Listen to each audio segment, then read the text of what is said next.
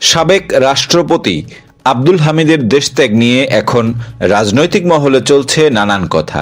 যেখানে ৫ তারিখের পর পালাতে গিয়ে আওয়ামী লীগের অনেক নেতাকর্মী আটক হয়েছেন, দেশত্যাগের সময় সেখানে আব্দুল হামিদের মতো একজন ব্যক্তি কিভাবে সবার চোখের সামনে দিয়ে চলে গেলেন দেশ ছেড়ে। জামায়াতের কেন্দ্রীয় মজলিসে শুরার সদস্য এবং দলটির কিশোরগঞ্জ ৩ আসনের প্রার্থী এবং আব্দুল হামিদের শ্যালক কর্নেল জিহাদ খান কি এখানে কোনোভাবে জড়িত? এমন প্রশ্ন এখন জনমনে। আব্দুল হামিদের দেশত্যাগের ঘটনায় অবাক হয়েছেন দেশের অনেকেই, কেউ হয়েছেন ক্ষুব্ধ। কেন এমন হলো? আব্দুল হামিদের দেশত্যাগের খবর চাউর হওয়ার পর তো রীতিমতো রাজনৈতিক উত্তাপ বেড়েছে কয়েক গুণ। স্বরাষ্ট্র উপদেষ্টার পদত্যাগ চেয়ে মিছিল, মিটিং, পদযাত্রা, ঘেরাওয়ের মতো কর্মসূচি ঘোষণা করেছিল গণ অধিকার পরিষদ এবং এই সব প্রতিবাদের মুখে স্বরাষ্ট্র উপদেষ্টাও সাফ জানিয়ে দিয়েছেন কিভাবে পালালেন আব্দুল হামিদ, তার রহস্য উদ্ঘাটন এবং এই ঘটনায় জড়িতদের শাস্তি দিতে না পারলে পদ ছেড়ে দেবেন তিনি। তাহলে প্রশ্ন হলো, আব্দুল হামিদ কিভাবে দেশ ছাড়লেন? চুপি চুপি গোপনে, নাকি জানতেন সবাই?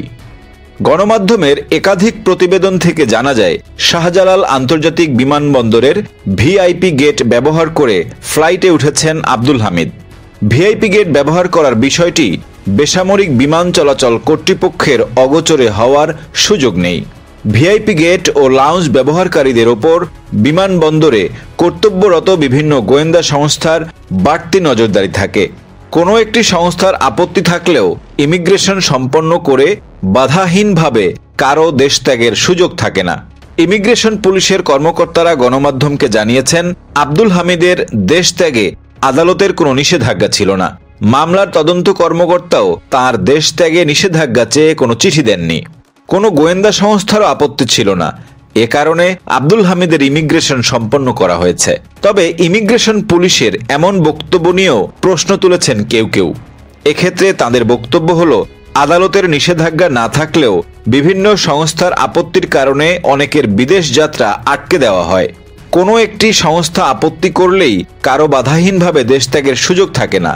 হত্যা মামলার আসামি হওয়ার পরও আব্দুল হামিদের নাম কোনো সংস্থার তালিকায় কেন ছিল না তা নিয়েই চলছে সমালোচনা। পাশাপাশি এই আলোচনাও রয়েছে যে ইমিগ্রেশন হচ্ছে বিদেশ যাত্রার অনুমতির শেষ ধাপ। কিন্তু বিমানবন্দরে আসার আগ পর্যন্ত এরকম একজন সাবেক রাষ্ট্রপতির গতিবিধি সরকারের বিভিন্ন সংস্থার জানার কথা। সংশ্লিষ্ট ব্যক্তিরা বলছেন, ভিআইপি বা কোনো গুরুত্বপূর্ণ ব্যক্তি দেশ ছাড়লে তার বিষয়ে বিমানবন্দরের সংশ্লিষ্ট সংস্থাগুলোতে কর্মরত ব্যক্তিরা তাদের ঊর্ধ্বতনদের জানিয়ে থাকেন। তবে স্বরাষ্ট্র মন্ত্রণালয়ের সংশ্লিষ্ট একাধিক সূত্র জানায়, আব্দুল হামিদের দেশত্যাগের বিষয়ে সংশ্লিষ্ট কর্মকর্তারা অবগত ছিলেন না। আব্দুল হামিদ কোন পাসপোর্ট ব্যবহার করেছেন? রাষ্ট্রপতি দায়িত্ব পালনকালে পদাধিকার বলে নিয়মানুযায়ী কূটনৈতিক পাসপোর্ট বা লাল পাসপোর্ট ব্যবহার করতেন আব্দুল হামিদ। অবসরের পর কূটনৈতিক পাসপোর্ট সমর্পণ করে সাধারণ সবুজ রঙের পাসপোর্ট নেন তিনি। জানা গেছে, সাধারণ পাসপোর্ট ব্যবহার করেই তিনি ইমিগ্রেশন পার হন। তবে কোনো কোনো গণমাধ্যমের খবরে বলা হয়েছে, লাল পাসপোর্টই নাকি ব্যবহার করেছেন তিনি। পাসপোর্টের রং যাই হোক, আব্দুল হামিদ তো আর অপরিচিত কেউ নন বাংলাদেশে।